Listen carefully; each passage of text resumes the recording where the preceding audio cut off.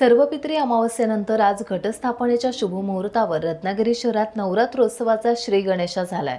शहरातील विविध सार्वजनिक नवरात्र मंडळांनी ढोल ताशांच्या गजरात पारंपरिक वेशभूषेतील मिरवणुका काढून देवीच्या मूर्तीची स्थापना केली। यामुळे शहराला एक वेगळीच चैतन्यमय शोभा प्राप्त झाली होती।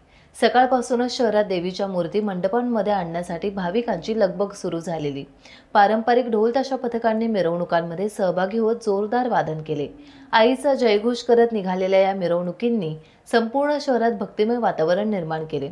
मंडळींनी आपल्या मंडळांची मूर्ती आकर्षक पद्धतीने सजवून आणली होती।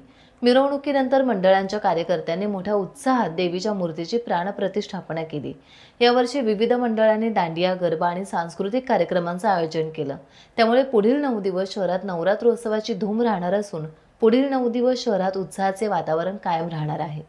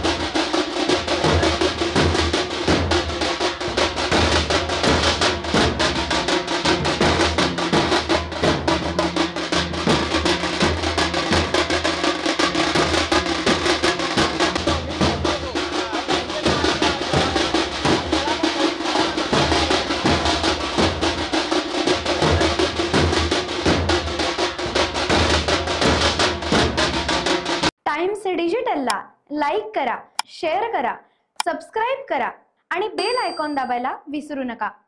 Times digital.